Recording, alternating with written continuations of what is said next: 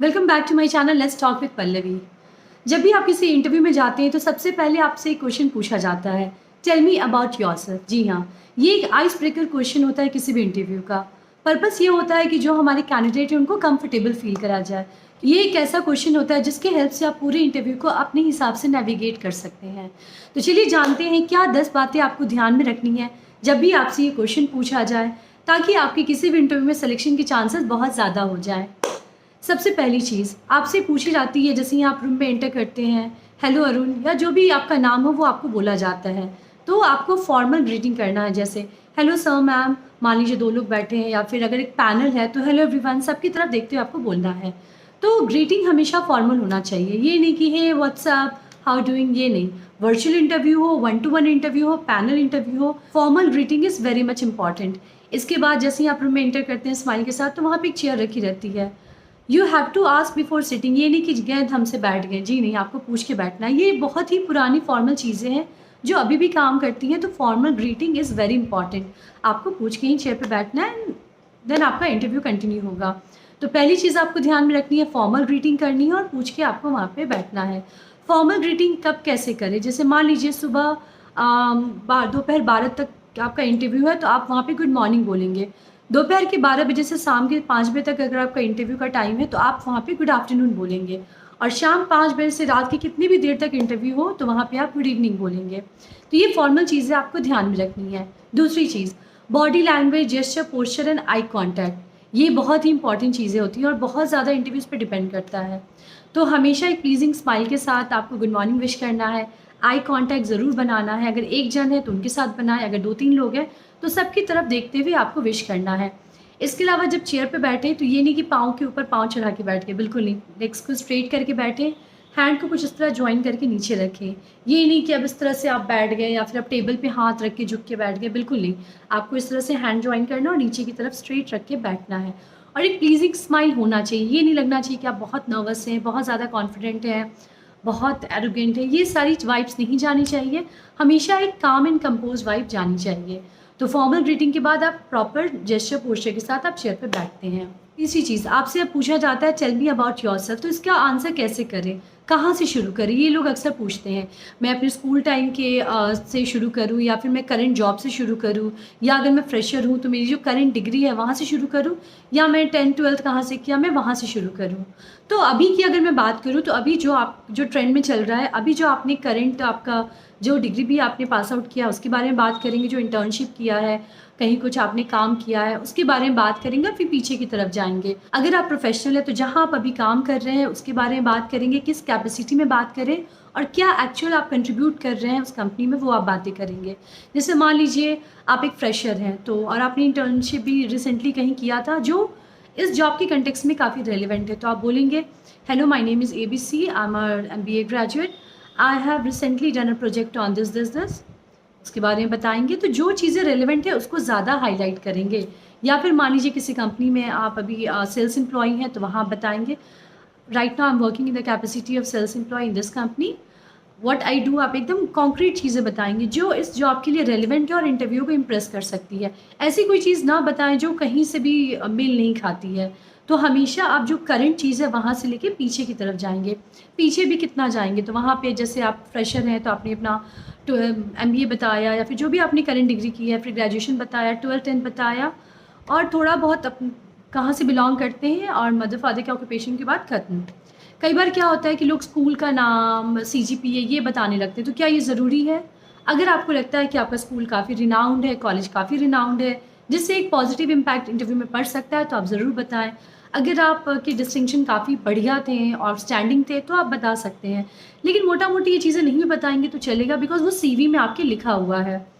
अगर आप बात करें प्रोफेशनल की, तो यहाँ क्या बताएं, तो आपकी कोई रिसेंट अचीवमेंट होगी या आपने कोई ट्रेनिंग स्किल अभी कुछ किया होगा तो उसके बारे में आप ज़्यादा हाईलाइट करेंगे जो इस इंटरव्यू से रेलिवेंट है। चौथी चीज़, टाइम का ध्यान रखना है, जो भी आप बताएं अपने बारे में वो 1 मिनट मैक्स होना चाहिए। इसको एलिवेटर पिच भी बोलते हैं, जहाँ पे 1 मिनट में आप अपने बारे में बताते हैं। ये नहीं कि आप बताना शुरू किया तो 10 मिनट तक इंटरव्यूअर भी सो गया, अरे भाई बस करो अब। तो ये नहीं करना है, टाइम का ध्यान रखना है, जो भी बताएं 1 मिनट मैक्स टू मैक्स में वो सम अप हो जाना चाहिए। इसके बाद आपको क्लोज़ करना है। इसके बाद आपको इंटरव्यूअर को मौका देना है पूछने के लिए, इसीलिए टाइम का ध्यान रखना है। आपके बारे में जो भी इंट्रोडक्शन होगा मैक्स टू मैक्स 1 मिनट का होगा। 5वीं चीज़, लोग पूछते हैं कि इंटरव्यू में मुझे अपने स्ट्रेंथ और वीकनेस के बारे में बात करनी है, हॉबीज़ के बारे में बात करनी है, तो मैं यहाँ कहूँगी कि अवॉइड करें। अगर आपसे पूछा जा रहा है तो बताएं, अदरवाइज़ अभी इंटरव्यूज़ में बहुत ज़्यादा इसका रेलेवेंस नहीं रहता। बिकॉज आप मान लीजिए किसी जॉब के लिए जा रहे हैं, तो वहाँ पे आपने क्या काम किया और क्या आप सीख सकते हैं, वो ज़्यादा इंपॉर्टेंट है। आपकी हॉबीज़ ड्राइंग है, कुकिंग है, वो बताने का ज़रूरत नहीं है। वो पूछा जाए तो बताइए, अदरवाइज़ थोड़ा स्किप कीजिए। छठी चीज़, कभी भी ब्लफ नहीं करें, क्योंकि लोगों की आदत क्या होती है, फ्लो में वो काफ़ी कुछ भूल जाते हैं। जो चीज़ आपने नहीं की है वो भी आप भूल जाते हैं, तो ये नहीं करना है। बिकॉज उसके बाद क्रॉस क्वेश्चनिंग शुरू होगी, तो फिर आप फंस जाएंगे। कई बार क्या होता है, सीवी में कुछ और लिखा होता है, लोग कुछ और बोल रहे होते हैं, तो यहाँ पे उनके रिजेक्शन के चांसेस काफ़ी बढ़ जाते हैं। तो ये चीज़ें नहीं करनी है, ब्लफ नहीं करना है, झूठ नहीं बोलना है, और फ्लो में बहुत ज़्यादा नहीं बोलना है। जो बोले शॉर्ट बोले, कॉन्क्रीट बोले और ऑथेंटिक वे में बोले। आपकी बात में एक ऑथेंटिसिटी होनी चाहिए।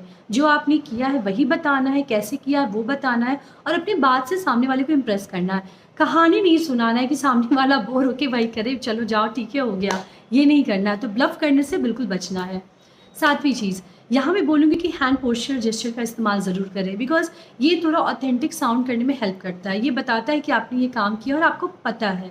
तो hand gesture and posture is very important. ये नहीं कि आप पूरा हाथ फैला के बोल रहे हैं, ये नहीं करना है। But in some time you can use this hand gesture and posture, because इससे आप बहुत ज़्यादा ऑथेंटिक साउंड करते हैं और बहुत ज़्यादा आपकी बातें कॉन्क्रीट लगती है।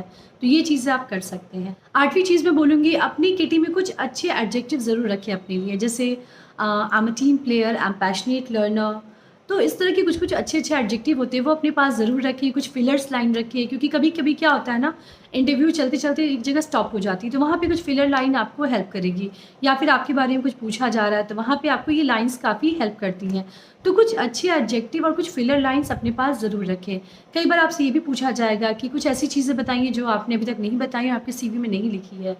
तो यहाँ पे आप बात कर सकते हैं कि अपने स्ट्रेंथ और वीकनेस के बारे में यहाँ पे आप बात कर सकते हैं कि sir I am a passionate cook, मैं बहुत अच्छा कुक हूँ। और वीकनेस के बारे में आप ये बोल सकते हैं कि I have a weakness for food, I can not stop my self, I avoid gym sometime. तो ये चीज़ें हो सकती हैं। या फिर अपनी वीकनेस के बारे में ये बता सकते हैं कि sometimes I get pissed off in multitasking, तो I am working on that. तो कुछ ऐसी चीज़ें आप बता सकते हैं जो बहुत ज़्यादा नेगेटिव साउंड नहीं करती और लगता है कि हाँ भाई ये सही बता रहा है। तो कुछ अच्छे एडजेक्टिव, कुछ स्ट्रेंथ वीकनेस वाले पॉइंट्स अपने पास रखें, जब ज़रूरत पड़े पूछा जाए तो वहाँ पे बताएं। 9वीं चीज़, यहाँ मैं बोलूँगी कि जब आप इंटरव्यू देने के लिए जाते हैं तो आप देखते हैं बाहर से आपकी तरह 100 लड़के लाइन में और खड़े हैं जिनसे ये क्वेश्चन पूछा जा चुका है या पूछा जाएगा। तो यहाँ पे आप खुद को अलग कैसे स्टैंड आउट करें, ये बहुत इंपॉर्टेंट है। इसके लिए आप प्रैक्टिस ज़रूर करें। जब भी आपको ये लगता है कि तो बहुत आसान क्वेश्चन है, प्रैक्टिस करने की क्या ज़रूरत है, बट ट्रस्ट मी ये क्वेश्चन प्रैक्टिस करना बहुत ज़रूरी है। आप मिरर के सामने कम से कम 5-6 बार प्रैक्टिस करें। इसके अलावा 5-6 बार लिखें ज़रूर। मैं ये नहीं बोल रही हूँ कि आप बिल्कुल रट के जाओ, एकदम से वहाँ जाके ब्ला ब्ला ब्ला बोलना है, ये नहीं करना है। लेकिन थोड़ी प्रैक्टिस बहुत हेल्प करती है, क्योंकि वहाँ पे क्या होता है, आप घबराते नहीं, आप नर्वस नहीं होते, बिकॉज आपने ये चीज़ें कई बार बोली हुई हैं जो ट्रू भी हैं। तो वहाँ पे practice is very important. Mirror के सामने करने से क्या होता है कि आपको अपने चेहरे का हाव भाव समझ में आ रहा होता है, तो वो आपके लिए काफ़ी हेल्पफुल होता है। इसके अलावा जब आप लिखते हैं तो लिखी हुई चीज़ ज़्यादा मेमोराइज रहती है, इसीलिए लिखिए ज़रूर, बोले ज़रूर और प्रैक्टिस करके ज़रूर जाएं, ताकि आप उस भीड़ में थोड़ा स्टैंड आउट कर सकें। 10वीं चीज़, यहाँ मैं बोलूँगी कि इंटरव्यू अगर ज़्यादा देर चले तो नर्वस नहीं हो रहा है, इट मीन्स कि इंटरव्यूअर आप पे ज़्यादा इंटरेस्ट ले रहा है। कई बार क्या होता है ना, आपसे कुछ पूछा जा रहा है और आप लगातार जवाब देते जा रहे हो, तो वहाँ पे इंटरव्यूअर का इंटेंशन ये होता है कहीं तो उसको फंसाएं और रोकें, फिर इसका रिएक्शन चेक करें। तो अगर ऐसा कुछ होता है तो घबराने की ज़रूरत नहीं है, वो चीज़ें चलती हैं। तो प्रेशर वाली चीज़ होगी, बट घबराना नहीं है, नर्वस नहीं होना है, कूलली लेना है, और जब इंटरव्यू ओवर हो जाए तो वहाँ पे पोलाइटली थैंक यू बोल के आपको निकल जाना है। तो ये 10 चीज़ें बिल्कुल आपको ध्यान में रखनी है जब भी आपसे क्वेश्चन पूछा जाए, टेल मी अबाउट योरसेल्फ। क्योंकि मैं भी इंटरव्यू जब लेती थी तो ये क्वेश्चन मैं लोगों से बहुत पूछती थी, या फिर मैंने भी इसको कई बार आंसर किया है। तो मैं नोटिस करती थी कि जो आते ही अपने बारे में, अपनी काम के अलावा सारी चीज़ें बता रहा है, वो फर्स्ट नो होता था। क्योंकि इंटरव्यूअर हमेशा जानना चाहता है, जिस प्रोफाइल के लिए वो लड़के ढूंढ रहा है उस काम को कितना जानता है और कितने अच्छे से वो कर सकता है। इसलिए जिस भी जॉब के लिए जाए वहाँ पे रिसर्च करके जाएं, क्या प्रोफाइल है, क्या डिस्क्रिप्शन है, और अपनी इंट्रोडक्शन उसके हिसाब से थोड़ी बहुत रेडी करके जाएं, तो आपके सिलेक्शन के चांसेस 100% बढ़ जाते हैं। तो ये रहा आज का वीडियो। आई होप ये वीडियो आपके लिए काफ़ी हेल्पफुल रहेगा। अगर आप मुझसे कुछ पूछना चाहते हैं, कुछ बताना चाहते हैं, प्लीज़ कमेंट सेक्शन में ज़रूर लिखें। वीडियो को लाइक करें, शेयर करें। देखते रहें let's talk with Pallavi. Thank you.